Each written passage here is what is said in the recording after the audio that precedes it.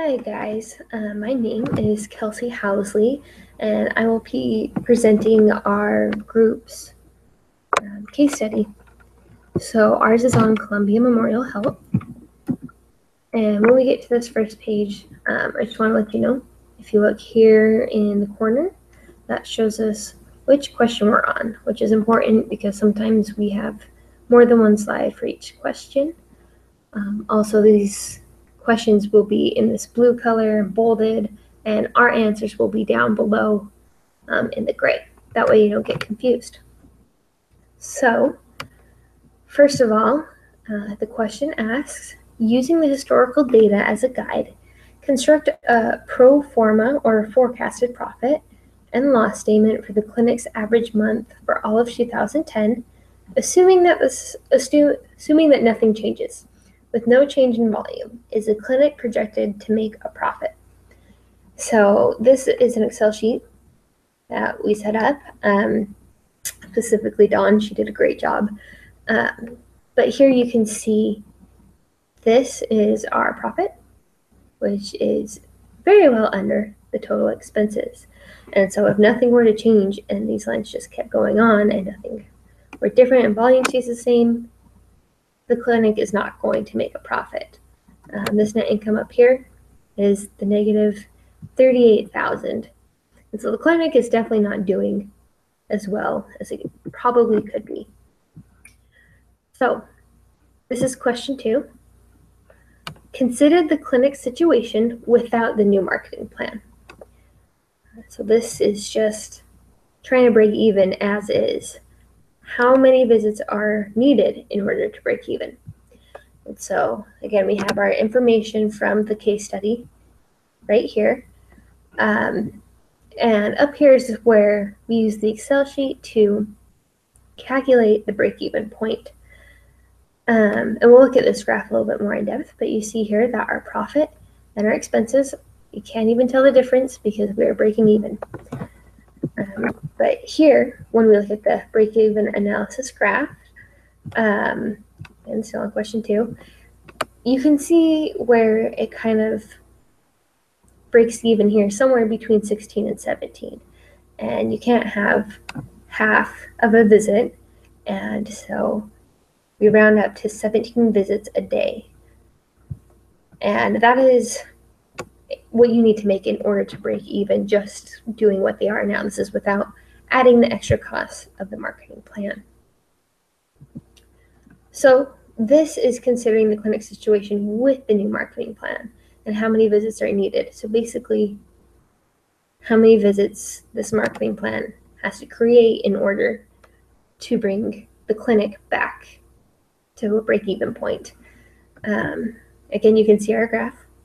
Break even, you can't tell the difference between profit and expenses, and our Excel sheet right here calculated it for us. Well, not for us, we made the equation. On the next page, this is really where you can see how the net income increases along the line of visits.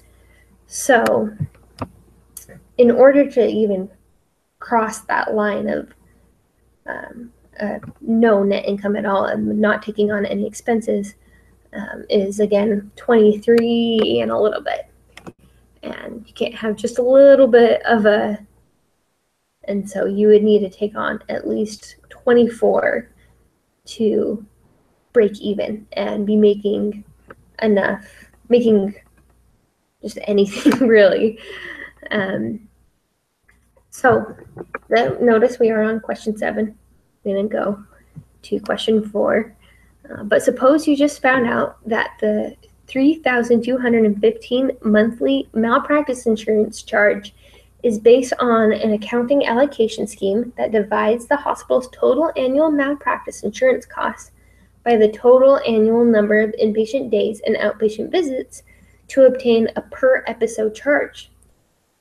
Then the per episode value is multiplied by each department's projected number of patient days or outpatient visits to obtain each department's malpractice cost allocation.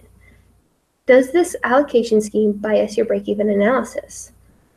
And we've decided that it really does bias the break-even analysis because the more patients you are taking in, the higher your monthly malpractice insurance charge is going to be. And therefore, it's going to bring another expense, and you're going to need to have higher days. And so you almost need to have a break-even analysis on your malpractice based on your number of visits to make it worth it. And kind of combine those, because you really are taking on a higher cost every time you're bringing in a new patient. So after all the work thus far in the analysis, all of a sudden you realize that the hospital, as a for-profit corporation, must pay taxes. So what does this tax status have on your break-even analysis? So we decided that the hospital is for-profit, and while we are a part of the clinic won't have any taxes, because taxes, you're only subject to taxes when you're starting to make money. I mean, it's an income tax, right? And currently, the clinic is not making any money at all. It's operating at a loss, and so they would not need to factor in taxes currently. As soon as you move past your break-even analysis and you start generating an income, that's when you need to start accounting for your taxes. So, does the clinic have any value to the hospital beyond that considered by the numerical analysis just conducted? Do the actions by Baptist Hospital, which is their competition, have any bearing on the financial decision regarding the clinic? And the clinic does have a huge value to the hospital besides the numerical analysis, besides the fact that it's losing income,